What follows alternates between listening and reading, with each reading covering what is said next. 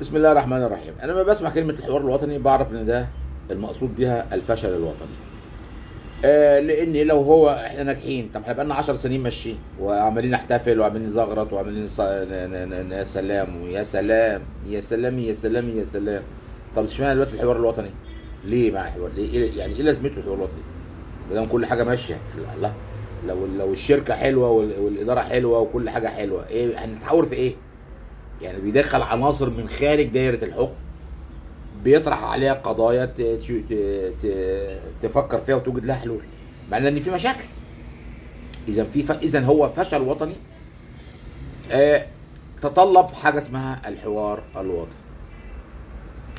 طبعا اللي انا عايز اقوله ان بلدنا للاسف الشديد بتواجه حاجه من الاثنين: يا الدمار الشامل والتفتت والصومله، يا اما الطريق الوحيد الصح الوحيد المتاح الوحيد هو الديمقراطيه والتصنيع. ما ينفعش تصنيع لوحده وما ينفعش الديمقراطيه والتصنيع. اللي عبد الناصر اعتقد انه ممكن يعمل محمد علي وعبد الناصر اعتقدوا انه ممكن يعملوا تصنيع من غير ديمقراطيه. حسني مبارك برضه عمل تصنيع من غير ديمقراطيه، راح فين؟ في الكازوز. التصنيع، ما الله، التصنيع والتحديث لا يصلح بدون ديمقراطيه. يعني مش قادرين يتعلموا هم الدرس ده، مش قادرين يتعلموه. طب هنعمل لهم احنا ايه؟ كل الدول اللي عملت تصنيع وتحديث من غير ديمقراطيه انتهت الى الفشل في كل العالم. بطرس الاكبر في روسيا، كاترين الكبرى في روسيا، فريدريك الاكبر في المانيا، هتلر في المانيا، ستالين في روسيا،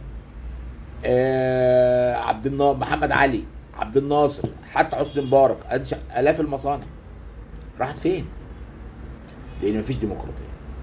لان الديمقراطيه هي البنيه التحتيه.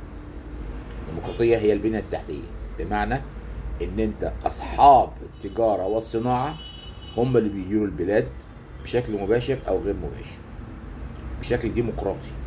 زي في امريكا تلاقي مثلا الحزب الجمهوري والحزب الديمقراطي، تلاقي مصانع السلاح ومصانع السيارات ومش عارف ايه مع الحزب الجمهوري، تلاقي مصانع الادويه والجمعيات الحقوقيه والمش عارف ايه مع الحزب الديمقراطي. في على طول حوار وجدال بين الطرفين، والرجوع الى الجمعيه العموميه للشعب هو اللي بيقرر. ايه رايكم نعمل ايه؟ نزود الضرايب؟ دايما تلاقي كده اول حاجه بيعملها الرئيس الامريكي اذا كان من الحزب الجمهوري، اول حاجه بيعملها بيخفض الضرايب. اذا كان من الرئيس الديمقراطي اول حاجه بيعملها بيزود الضرايب. عادي، عادي، دي وجهات نظر. الحزب الجمهوري بيقول لا نقلل الضرايب، لان لو ما نقلل الضرايب هنشجع الاستثمار ونشجع القطاع الخاص ونشجع، فده هيعمل وظائف اكتر وهيعمل توسع اكتر، وبالتالي هيكون في صالح الشعب. الحزب الديمقراطي يقول لك معلش بس في ناس فقراء، ماكينه الراسماليه القاسيه خلتهم فقراء مش قادرين يعيشوا بكرامه، فلازم احنا نديهم الحد الادنى، لان احنا لو خرجناهم بره دائره الحد الادنى من المجتمع هيخشوا في دائره اللا انتماء والغربه واللا انتماء والعداء للمجتمع، وهتنتشر الجريمه والتخريب، وممكن يظهر ارهاب كمان. ما هو انت لازم تاخد بالك ان انت ما تضغطش على الناس، لان الناس مش كل الناس عقلاء ومش كل الناس اسوياء. في نسب، في ناس ممكن تتحمل لكن في ناس مش هتتحمل، هتلجأ ابسط حاجه هي هتلجأ للجريمه. لما السادات الله يرحمه عمل بورسعيد مدينه حره، حصلت ظاهره غريبه جدا. في اداره في وزاره الداخليه اسمها اداره مكافحه النشل، جرائم النشل. الاداره دي توقفت عن العمل، ما بقاش في نشالين. يمكن دي جت في فيلم اهل القمه، دي حقيقه، ما بقاش في نشالين. تخيل اداره كامله ما بقاش عندها شغل، بقى بيدوروا مفيش نشال خلاص. مفيش مصر فيها نشال واحد بس يفتح النفس، مفيش، ما بقاش في نشالين. النشالين دول اللي هم اللصوص اللي بيطلعوا في الاتوبيسات والمواصلات العامه، يسرقوا الفلوس من جيوب المواطنين. انتهت. ليه بقى؟ قعدوا يحللوا، لقوا ان النشالين دول راحوا اشتغلوا في بورسعيد بياعين ومهربين. اكسب لهم، بدل ما يطلع اتوبيس ينشل موظف يلاقي في جيبه ربع جنيه ولا نص جنيه، ويعني لو اتقفش ياكل علقه، ولو راح القسم ياخد له سنتين 3 سجن. لا يا عم، انا اروح بورسعيد اقف ابيع في الشارع كده اي حاجه، او اهرب لي شويه ساعات وشويه مش عارف ايه لبان وملابس داخليه للستات ومش عارف ايه. كل يوم اخش بورسعيد واخرج بشويه بضاعه ب 1000 جنيه ب 2000 جنيه واهربهم، اكسب لي فيهم 100 جنيه ولا 200 جنيه. طب احسن من اي نشل. فانا قصدي اقول ان المجتمعات محتاجه قرارات، والقرارات دي ما ينفعش تكون قرارات منفرده من طرف من طرف واحد، ما ينفعش. زي مثلا عبد الناصر كان بياخد قرارات، القرارات دي تطلع غلط تطلع صح، انت وحظك بقى. تعمل كوارث زي 67 خد قرار منفرد انه حارب اسرائيل وهو مش جاهز. طبعا كانت هزيمه ساحقه، تمت اباده الجيش بالكامل. لو في برلمان كان عبد الناصر راح اجتمع مع البرلمان وقال لهم، يعني برلمان حقيقي مش برلمان من اللي هم، ما كان في برلمان بس مش برلمان ده، لا برلمان يعني من الشعب حقيقي. كانوا هيناقشوه يقولوا طب انت سؤال واحد، انت دلوقتي عايز تحارب اسرائيل، سؤال واحد، هل انت جاهز؟ ادينا، تعالى وزير دفاع في اجتماع مغلق كده سري، قول لنا هل انت جاهز؟ اسرائيل بقى على الطرف المقابل مناحم بيجن اجتمع مع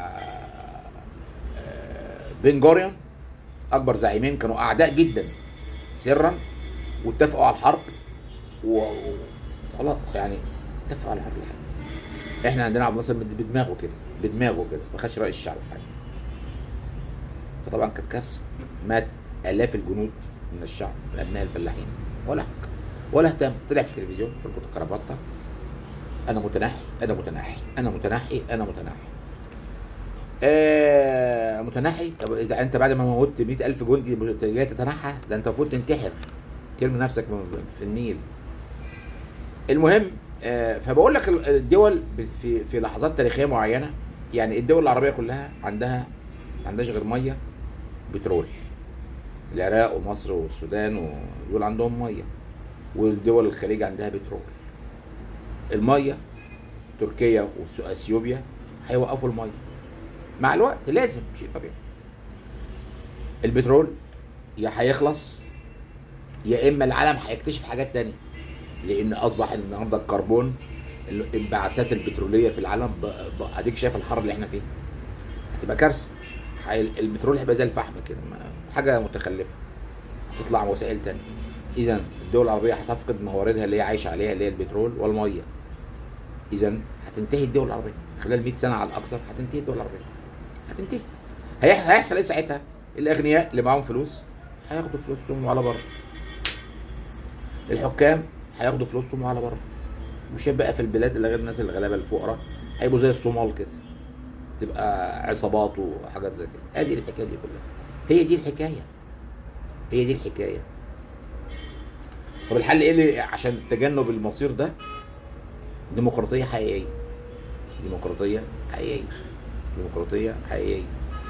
والشعب، الناس المثقفين اللي فيه المتعلمين يقولوا رايهم في المشاكل. في حلول كتير جدا، حلول موجوده عند العقلاء وعند الناس الاذكياء بس انت ما بتستعينش الا غير بدايره مغلقه جدا. دايره صنع القرار في الدول العربيه كلها دايره محدوده، وبتضم يعني الناس التافهه. ما بتوسعش ليه؟ هل انت بتاخد راي الناس العلماء ولا الحاجه؟ لا. الصين اما جم التطوير الحديث بتاع دينج سياوبينج ده، جاب كل علماء الصين، الاعظم العلماء اللي في الصين، وحطهم في الحزب الشيوعي وقال لهم قودوا انتوا البلاد، قولوا لنا نعمل ايه. ادي النتيجه اهي، النهضه اللي احنا شايفينها في الصين. طبعا النهضه دي موقوته برضو، لانه لازم يدخل ديمقراطيه، والا هتنهار. ليه؟ لانه ممكن ياخد اي قرار فاشل يبوظ كل حاجه، زي ما حصل قبل كده. الصين كانت في القرن ال11 كانت اكثر تطورا من اوروبا، سابقه اوروبا ب 500 سنه. الصين في القرن ال11 كانت سابقه اوروبا ب 500 سنه، لحد ما جت اسره مينج، امبراطور الصين مينج. اسره مينج طفى الانوار، وقف كل حاجه، وقف الكشوفات البحريه والكشوفات الجغرافيه، ووقف صناعه الاساطيل، ووقف التجاره، ووقف الصناعه، ووقف كل حاجه. طلع في دماغه كده القرار ده، قال لك موضوع التجاره والصناعه ده قله ادب زي ايه؟ نظريه الفقر حشمه. والله